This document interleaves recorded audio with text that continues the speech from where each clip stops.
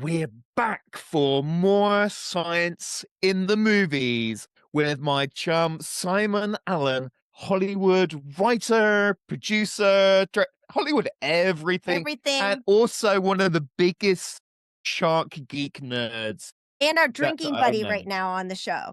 Cheers to that. Cheers. And we have drinkies ready. So I have a very nice gin and tonic here. What do you have, Smash? A really cheap brute, which I honestly don't believe you can call it a brute. I don't even honestly know what it is. It says it's a product of France, but how can you get a product from France that's 11% alcohol that's $5.99 online? Tell me, how is that possible? I don't know. This has got to be pure lies. Anyways, okay. So it's Simon, more what sort are of you? fizzy brake fluid than Who anything else. knows? Who knows? But I'm pouring a lot of it in because I don't feel anything. So, Simon, what are you drinking? And I poured it again. So, because you guys, you're sort of pirate themed sometimes, Yeah. and then you're marine biology. So this looked a bit piratey, so I got that. And Oh, then fabulous, yeah. and then I got this, which Space is probably more in pirates. space pirates, and this is more in keeping with Smash with you. This is West Coast UIPA or the IPA, whatever it is, double All IPA. right. From a But I'm place on the we East call. Coast. Oh well, there you go. Sorry about that. That's wrong. But it's from a place we call in England Asda. Do you know what Asda is? Do you? So I like Asda actually. They do good Halloween decorations. Hey, Yeah, I don't know yeah. Asda. It's Asda's own. Asda's a product. Well, I'll tell you in a minute. It's 8%, which is pretty heavy Oh, for me. that's pretty Actually, strong. Ooh, okay. that's pretty strong. So we'll What see. are regular beers? Like 6? 4.5. Yeah. Yeah. 4. Yeah. Wow. All right. So we're Mm. really going to be diving into these It's going to be some reviews. career-ending stuff on this. No, never. Absolutely not. Okay. So, Dr. Craken, we are comparing, aren't We we? have 2 movies that are currently on Netflix. The Requin or Requin and Thrash. Mhm. Now, I said both of these were quite fun, although one I definitely preferred So, more. why don't we briefly describe each of them? So, Requin, Alicia Silverstone, who's having a bit of a renaissance now. She's all over the place. Her and her husband are in Vietnam. They're having a Off holiday. season, totally off Off-season. season, because it was Off-season. cheaper. They make that comment many, many times I because there's know. not as many tourists. They are staying in one of these beautiful little houses on The water? stilts. Yeah. On the water, absolutely beautiful. Her husband is just so sympathetic and understanding. I actually thought at the beginning maybe he's a ghost because this can't actually be her real that husband. would He's be just really he's neat. just too perfect. Oh, wouldn't it be wild if he was a ghost the whole time on the, like, floating, decaying, rotting house? You're Tiki getting hut? ahead. You're getting ahead in the Oh, plot. I'm sorry. Smash. I'm sorry. Go ahead. But yeah, at one point he starts playing football, so clearly he's not dead. No. But I think this is kind of like appealing to I don't know, the sort of middle-aged romance crowd. I imagine Oh, it's Hallmark. shark plus romance. Hallmark. Hallmark, absolutely. I It's like a lost my Hallmark baby, shark yada movie. yada yada. Right, Simon? Is that is more like a Hallmark movie? I wouldn't know because I've never done a Hallmark movie. Really? You don't watch. You don't watch. My wife and daughter watch the Christmas stuff, like Christmas in the Clouds or Oh yeah, American yeah. I Christmas mean, or whatever it was. Dolly did a Christmas thing, and it was very like Hallmarkish. Well, I like all Right. the Christmas in Scotland ones and Christmas. There's a really good Christmas murder mystery one that Hallmark does. Off the Right. subject, I don't understand why people put romance and Christmas together. I don't get that. What? Like, What are you talking about? I knew it too. I knew it. People from the UK are so into romance and Christmas, and I don't get it. Bridget Jones? Come on. That's I the know, ultimate Christmas movie. I don't get it. I don't understand why you guys look at you. Both of you guys are disappointed in me. My God, what an American. What a U.S. citizen.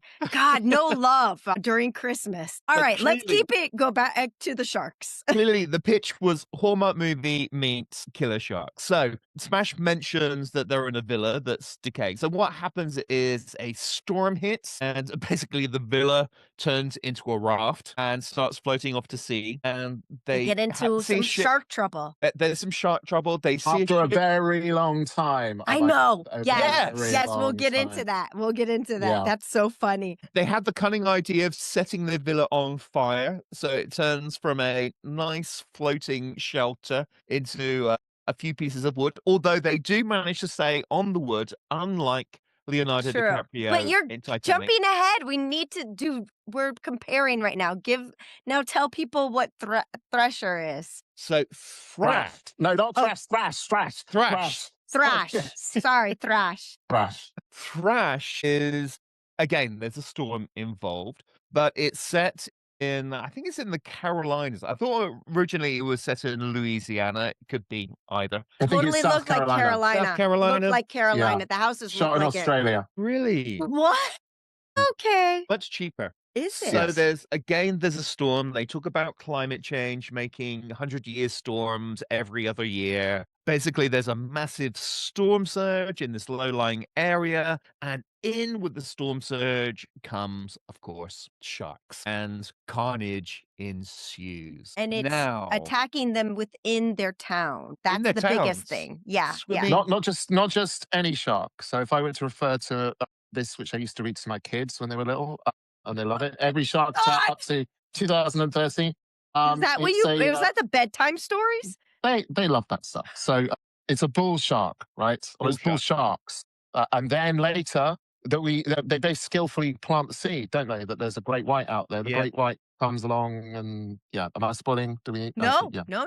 Yeah. Now, I really like this because bull sharks do come into brackish water and shallow water.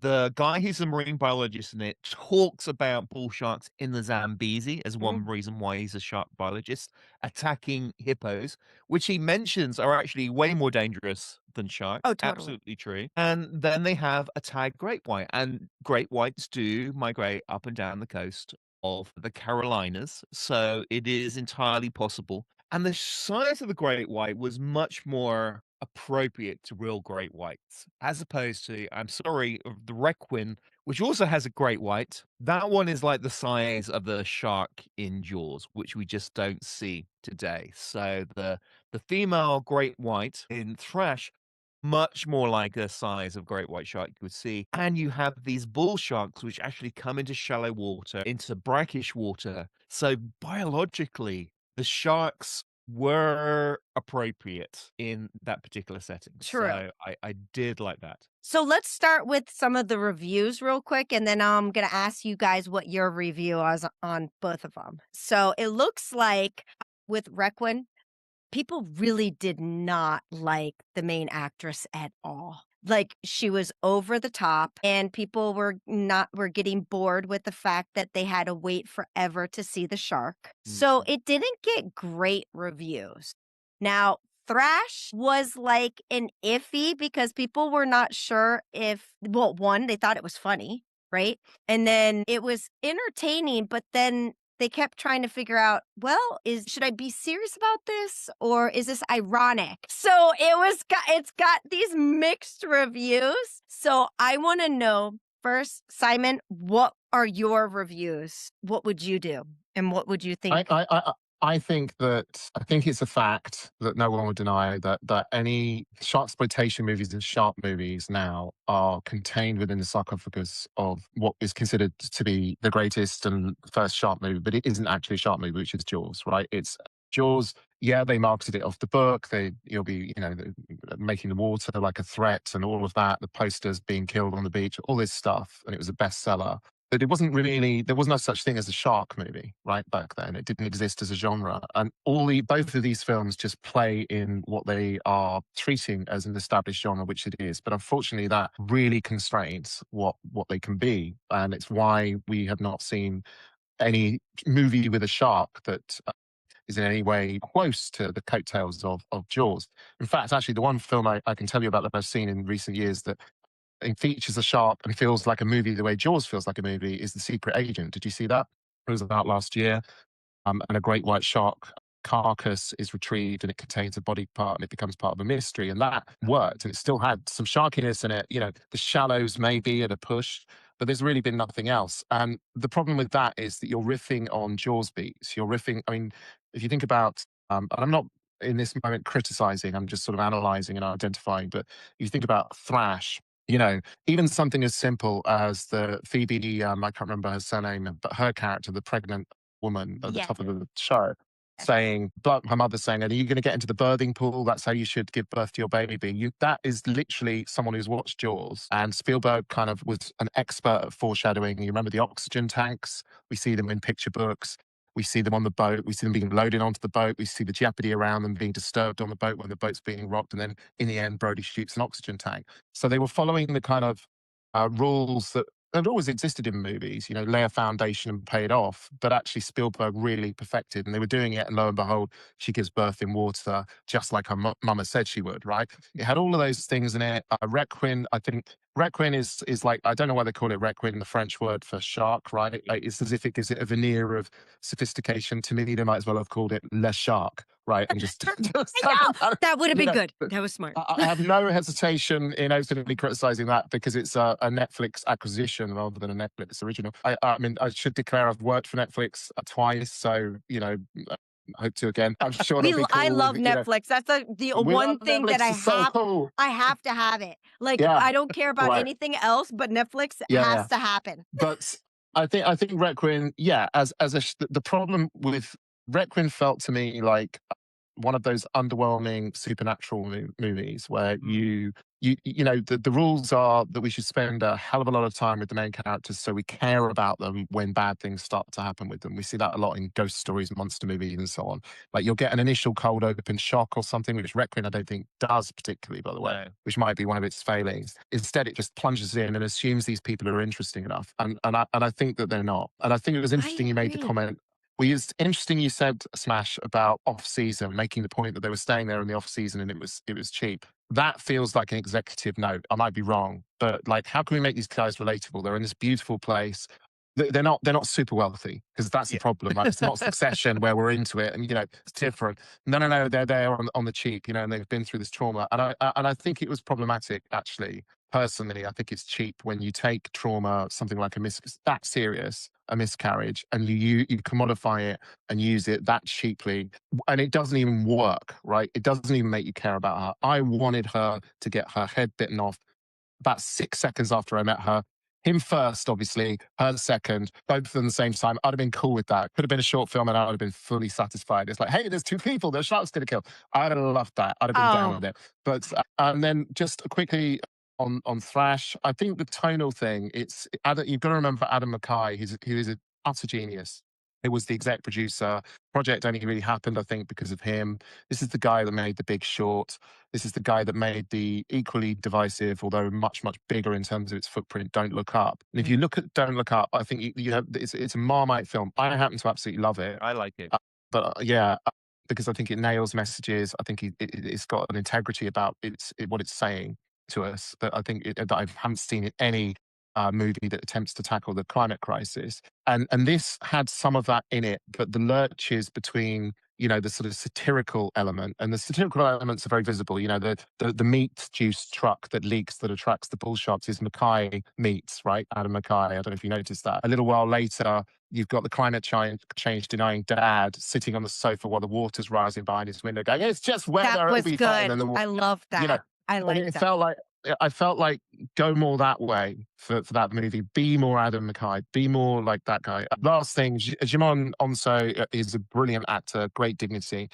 I think Craken and I both enthused, and Craken particularly as a marine biologist, enthused about Hooper as being probably the best cinematic representation of a marine biologist. I don't know if Jimon Onso's character is I think he's a marine biologist. He's tracking a white shark, but he was wasted. You know, he was wasted. He just sort of sits it out. He's there to plant the seed that there's a white shark out there that they're tracking. And then you get to the end of the movie, he's just got near his niece, he can see her, and then a white shark comes and kills a bull shark and saves the baby and saves that. You know, if you delivered that in a proper Adam McKay way, Big Short kind of way, you know, are we lucky that nature coincidentally saves us from ourselves, but actually doesn't mean to, right? It's that, right? That's the only thing that's going to save us. If some random thing happens in nature, I think it should have hit all that stuff more personally. But I did enjoy it, and I think Thrash was the superior piece of work, Yeah. definitely. Oh, okay. Absolutely. Well, I Craken, what are totally your agree. reviews on both of them? Yes, the Requin just seems very cheap. It was like they went to Vietnam, they filmed all those bits in five days, and then spent the rest of the time in a water tank on a piece of wood using lots of CGI. They have a scene there where dolphins appear, and it changes between three different species. So there's I like did notice that. you see You had world. like spotted dolphins, and Yeah, then you had exactly. bottlenose SeaWorld dolphins, CGI bottlenose dolphins. Then it's like an Atlantic spotted dolphin in the and there was a Bahamas. stripe. Yeah, then it's some sort of Stanella dolphin, Yeah. probably from off the coast of California. The sharks also change species multiple times and change size. There's a really bad bit of CGI of a leaping great white shark around Oh, an yes. atoll. And it said that the characters, the husband was just like a perfect understanding husband, and I wanted to be eaten by the shark immediately. I wanted Yeah. him to be eaten by the shark. I wanted the husband to just be Yeah. I wanted eaten them and- both dead. That's Both of true. them. That's true. Okay, so that was one of the critics, the criticisms about what's her Silver Spoon? Alicia Silverstone. Alicia Silverspoon. Yes. That she was like over the top, Yeah. screaming, hysterical, nonstop, like to the point that it was like, okay, I would never want to be on a lifeboat with this individual. Like this is pure nightmare. Like pure nightmare. Like and that was probably really hard to relate, and you didn't care about just like what you were saying, Simon. You don't care about these characters. I feel like if there was the characters that were like the Southern man that's sitting on the couch that doesn't care that, of climate change, he was more relatable in Requin, then I feel like that would have been cooler. Well, I want to ask you guys because I, watching them was really interesting, and obviously Kraken knows how much I love Jaws, and I'm obsessed with Jaws. I mean, I've even been reading this. Come on, about the Jaws ride. Yes. And all The adventure in Amity. What is it? Tales of what? Tales of Amity. It's about the building of the Jaws ride at Universal Studios. And interestingly, it captures some of the mechanical problems they had with the shark in the ride are not dissimilar. Obviously, it's freshwater, not saltwater, but with drag and trying to get a big object, it's one of the reasons why obviously CG is used so extensively to represent sharks. But I think that talking about the characters and why we don't care, because I don't actually think I particularly cared about anyone in what was it? Thrash, sorry, with Alicia Silverspoon. Yeah. Anyway, we've all had a few drinks, but I think one of the things, and I wanted to know what you thought about this, is if you go back to Jaws, and I'm sorry, I always will. I am that Jaws boy. Well, everyone compares any shark movie to Jaws, so you're right. You have to. You're absolutely right. We do have to look at this. But in some ways, it's not. It wasn't created intending to form a genre, right? It wasn't. It's its own thing. Isn't that a wild? cinematic milestone in the 70s. But the characters. Why do I care about those characters? There's so many reasons, but I think one of the reasons why I'm drawn to them is because everyone in Jaws stays in their lane, right? Martin Amis, sorry to get all literary on you, but anyway, pop another beer. Yeah, Martin Amis, who I'm not a fan of, but I like a lot of the things he said. I think they're quite funny. But he said this very astute thing once, which was something like, everyone knows a little about a lot these days, right? Oh, yeah. And he said that in the 90s or something, and I think it's more true now, right? Everyone's got an opinion and thinks they know about everything. Nobody stays in their lane. Nobody... everyone feels they have to. They're almost like the expert once they've grasped this, because there's so much information out there. And in Jaws, you get Brody. He's got no opinion on anything. He's got no interest in it. He's just there. He's with his family. He's got this problem on the beach. He's just trying to keep the town safe, which is an easy job. That's why he's here. Same with Hooper. Hooper isn't there with all this info. He knows a narrow band of stuff about sharks. He's got an area of specialism. Same with Quint when he comes along. Quint is very direct, very narrow. Doesn't know about what he doesn't know about. He's not interested in. The mayor, all of the characters in Jaws stay in their lanes. They don't. So they're not multi. They don't hop from lane to lane, or they don't widen their gaze. They're just narrow. The characters in both of these films, but particularly in Thrash. I know, right? I do want to do the same thing. Thrasher. It should be Thrasher would have been. It should be Thrasher. Yeah. Thrasher. the characters in that, you even very early on, I mean, the climate change guy is an interesting example. That's somebody expressing an opinion about something that they obviously don't know anything about, right? And there are other characters in there that express opinion. And, you know, Jimon Unso's character, he's got quite a wide-ranging gaze with that hippopotamus. I mean, I liked the hippopotamus backstory, and Hippo versus Bull Shark is an interesting matchup, right? Which I think plausibly does happen in nature, and you can. I like the fact he said, you know, after I encountered this hippo, I went back to my apartment and that was plugged fun. into Wi-Fi. But it was you know, again, it's quite a wide gaze. You know, you think about Hooper, you think how narrow, even though he works at Woods Hole down on Cape Cod, you know, it's actually very narrow, very focused. And I think there's something lost now where movie makers, storytellers, we all feel like we need to reflect how people are now. But actually, there's still a lot of people in the world that contain their gaze and stay focused. And I think it's much easier to build a sense for character and what matters to them that way than wondering what they think about climate change or wondering what their opinion is about X or Y or Z. You know, who cares about opinions? Let's see characters doing their jobs and doing things. That's true, but they're doing that just to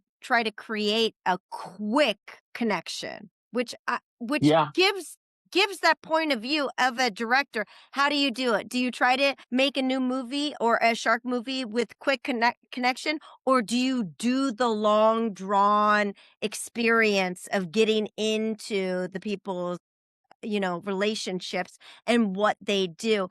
And yeah, make us have that suspension the whole time where you're like, is Jaws going to come out now? Is he coming? I don't know. I hear the music, but I don't see him. What's happening? And I feel like that's what Requin had an issue with, is that we were always waiting for it, but nothing ever happened. You've nailed it. Requin just didn't build characters that were interesting enough. So when we were spending time with them, we weren't going to do that. And that's why everyone got impatient.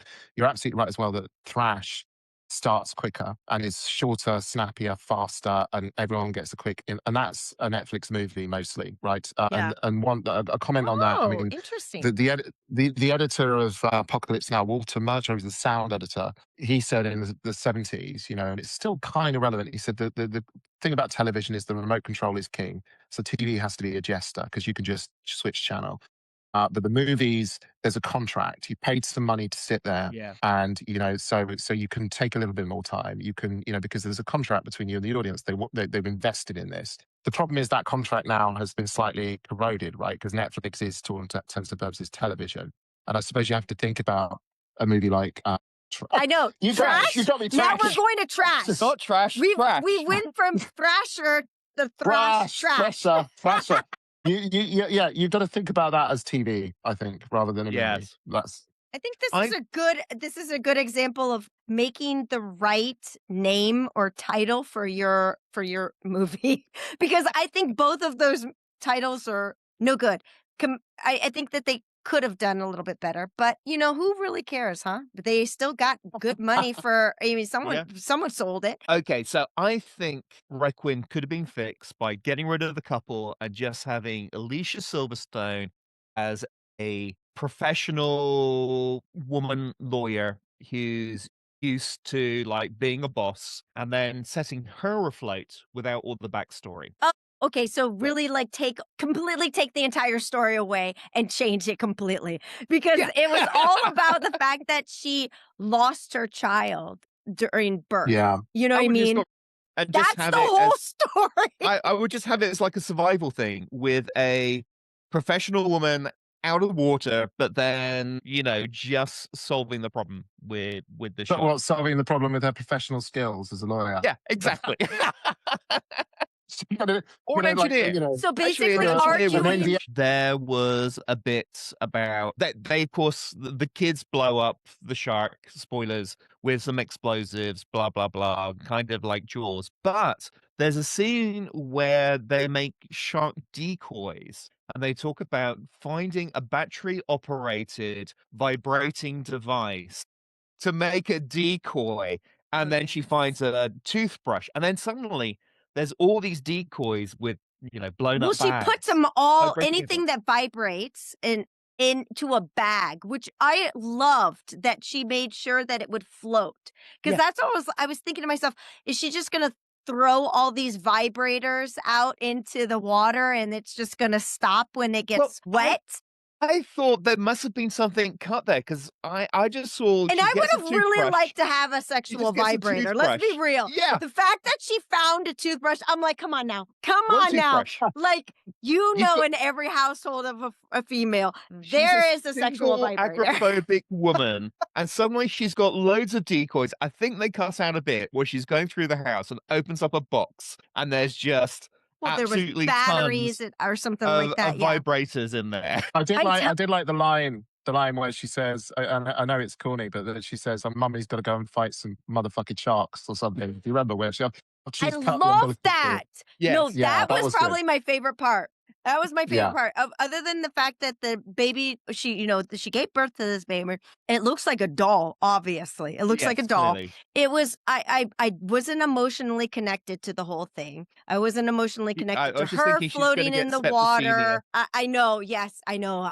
My God. Yes, I didn't even think about that. yeah. But then she places the baby on something that's floating, and she's like, "Mommy's gotta fucking kill a shark." And I was like, "That's what I'm talking about. That's realistic. I like that." But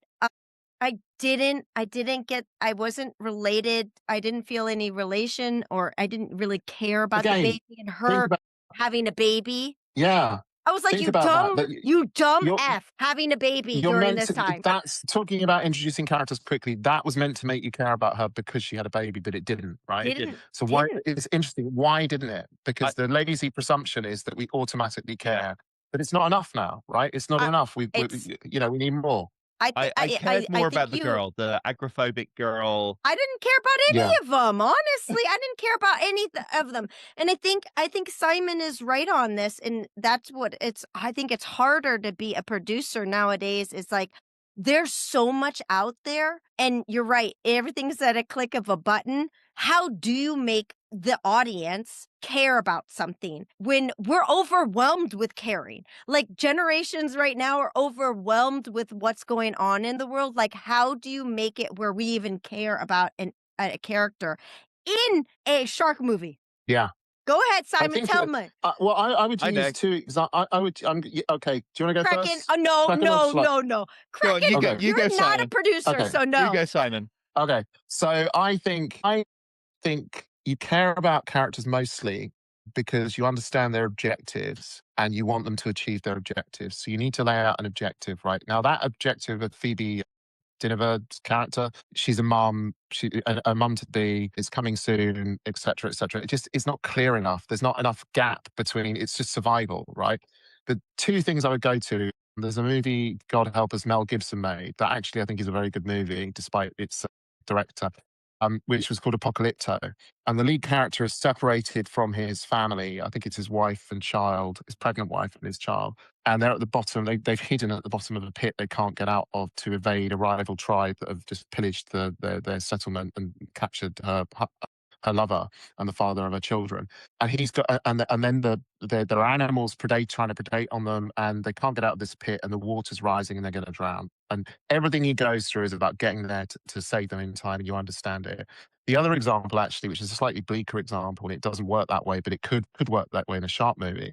If you've ever seen the movie Under the Skin, which has got Scarlett Johansson in it, and it's based on a Scottish book, and it's a sci-fi thriller. I personally find it a very, very hard film to watch emotionally. But Scarlett Johansson is this predatory alien who predates mostly on vulnerable men and sort of lures them into some weird interdimensional portal where they're sucked down into a blackness and sent off into some other dimension where they're consumed, right? Oh, yes. And Dream come true. but listen, there's a few things in it, right? One thing in it is actually I'm not going to give this away because I'm using it in something else, so I'm not going to say it on here. But there's a sequence in it where she's on a beach in Scotland and she lures some guy who's there with his little baby. He's just brought the baby down to see the beach. They've got the pushchair and everything, and he just wanders off and leaves the baby on the shore. And the camera just lingers on this baby, just staring out the sea and wondering where daddy's gone. And that's it. And you know that baby's dead unless someone comes along and finds. But you're basically left like that. He suddenly, because he was under Scarlett Johansson's spell, didn't care about this baby, and this alien doesn't understand or care about babies. That kind of thing of a clear object in jeopardy, a person, a thing, and a character has to get back, and you put the shark in between that. So it's not just about survival, right? Now, I think to its credit, Thrash tried to do that because, you know, this woman, the problem is with this movie, she repeatedly declares it, you know, like we ought to get it, right? She's a pregnant mum, she's giving birth, but she repeatedly declared, I want to stay alive, I want you to live, I want you to be, well, fucking hell, I hope so. That's the kind Doesn't of everyone? that's that kind of declarative storytelling that I think, unfortunately, that kind of Netflix movie we unfortunately required to do now. But I want to hear what Craken. I want to hear Kraken's shark Okay, movie. so what I would have done now, there's a great book out there called Thor, where it's a werewolf story from the point of view of a dog, and they actually did a movie on it, which I can't remember what it was called, but it's actually not that bad. Have you seen this? 13. Have you seen this? No. It's a graphic novel from the perspective of a great white. The Journal of the Great White. Oh my goodness, you recommended to you. You are a shark obsessed. It's really cool. Recommended. They also did a movie recently called Good Boy, which is a horror movie again from the viewpoint of a dog. I would do a shark movie from the viewpoint of Pipet, the dog that disappears in Jaws, and make it from the dog's point of view. That's hilarious. Dealing with sharks. Wait, dealing with sharks or watching the people get eaten by sharks. That would be funnier. No, because a lot of people don't really like watching animals like in danger. Well, okay, so I'm going to take Chris's pitch and refine it slightly, Chris. I think it's there in the original movie, right? Because we assume Pipet's consumed by the shark, right? Because we just see the floating piece of wood. That's the most dramatic bit of the whole movie. But if you watch the movie carefully, God, I am this guy. This is so we need to end soon because I'm just going to get worse. Right? We can go on a different subject. If you watch when the shark goes into the pond in Jaws and Brody leaps off what is now the Jaws Bridge in Martha's Vineyard to go and collect Michael, find out what's happened to Michael. There is Pipet's the black Labrador, isn't he? Black, right. Pipet. There is identical. I mean, they all look fairly similar. The black labs, right, and the Labradors in general. I can't tell them apart, but or cats or anything really. But there he is in the background. So it looks like it might be another dog. But you could frame your movie kind of behind the scenes of Jaws from that first encounter up to the bridge or something like that, right? And that would be the way to do it. What happened to Pip? Where did he go? How did he get home to his... Why didn't his owner go, Jesus Christ, my dog seems really upset, and go and see the chief, you know, and all of that? That would be great. I would watch that. Fabulous. Actually, talking about Amity, the chief, and so on, completely different show out there at the moment, what I'm absolutely loving is basically Amity meets Stephen King, Widow's Bay. It is absolutely fabulous. Anything Stephen King is great. So it's like Stephen King, H.P. Lovecraft, if it was set in the town of Amity with this hopeless mayor. That's great. I need to watch that. I'll ring a bell for the writer, who I think is a genius. It's a woman called Katie Dippold. She worked on Parks and Recreation. She wrote The Heat. Yeah, so she wrote The Heat with Sandra Bullock and Melissa McCarthy. Oh, also love that. She also did the Ghostbusters movie with Melissa McCarthy, which I actually love, by the way. I like it too, yeah. And when I heard she was doing that, I couldn't wait to see it, and it has not disappointed. It is one of the best things I have seen in a long time. It's one of the best bits of TV on at the moment. Widow's Bay. Agreed. Absolutely. They need to have a shark in there somewhere. There won't be, but... Okay, so I think we do need to wrap up, though. I feel like we've gone off. A 15-minute hour now. Yes, I know. Okay. All right. So one question, real quick, like end of question. Okay. Have shark movies made us fear sharks more than we respect them? Who's going to go? You going to go, Craken? No, you go first, Simon. I think that shark movies, I think Jaws did, the Jaws effect, you know, is real, and we know that. I don't think, obviously, because now, well, Craken, you can confirm this. Obviously, you know, shark finning and lots of other things are happening in the world. Not sure it's connected to the movies. I actually think shark movies are now making us respect them less, which is not be not necessarily less scared of them, but respect them less, as in the sense that I think the overexposure of sharks, the way they're presented in movies, where it speaks to the narcissism of our species. We are entitled to see the shark in all its glory in a big wide shot when everyone that's ever survived a shark attack, and yes, I've spoken to a few, it's about the absence of information. It's about the fact that you're nothing. You barely see the animal that attacks you. You get glimpses. You don't get that shot. And that would make a movie much more terrifying, in my opinion. But now we're in this age where, as a species, we feel entitled to everything. We feel entitled to know everything. We feel like there is no mystery in the universe that shouldn't contain itself with the ease of our gaze and comprehension. And I do think shark movies, where we see these, where we're seeing so much of the sharks, Thrash actually did pretty good on that. I feel like we didn't see a lot of them, but I feel like that is psychological. It's just chipping away. It's reinforcing this kind of entitlement in our species, certainly in the global north. And I ultimately think that's leading to a lack of respect. And I would just make one more comment, which is, I know Dr. Rose, Dr. Naomi Rose, who we all know and love, has spoken about the Mediterranean and everything that's going on in there with killer whales. And I think that the way that that gets co-opted, and I've discussed this with her and she disagrees with me, I think, but I do think that the way that on social media, you see tens of thousands of likes for, orcas rising up against the killer whales. And when the Titan sub went down, there was a meme going around where orcas are down there, playing drums, we're making the sounds, come down. Again, you're taking an animal that's endangered and that we should respect. And actually, I would argue respect should be accompanied by awe and a little fear. Like, we shouldn't be in their space. And you're commodifying it and making it into something with human agency and human motivation. So I actually think Adam McKay, for example, is a fantastic environmentalist. I think he's amazing. I'm a huge fan of his.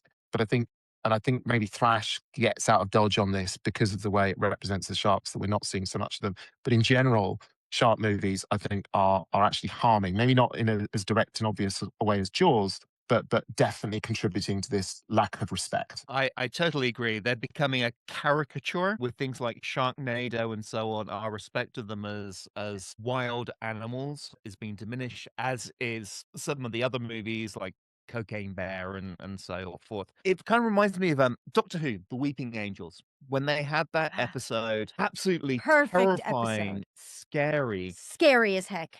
But then they kept bringing them back again and again and again, so they lost their mystique and They did. became just another monster, like the Totally. Daleks just came back again and again and again. It's like that. The shark movies are like the weeping angel in Doctor Who. They've been done to death, they become a caricature, they're not scary, and therefore there's no respect for these wild predators. Like, there's also no respect for a lot of the land predators as well, like grizzly bears and so forth. And which is why so many people get killed by them every year. So I agree. They've made them clownish and they've been detrimental. Smash, your last words? My last words is, listen, the ocean is been terrifying for years. For years. I don't care, since humans been on this planet, okay?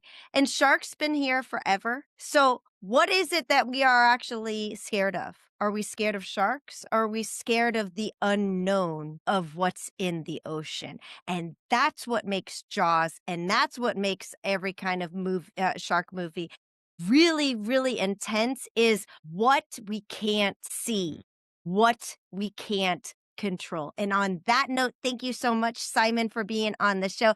Dr. I'll Craken, drink you're to your the legs. best. Cheers! And Yes. for everyone that's listening, thank you so much for being part of the Marine Conservation Happy Hour crew.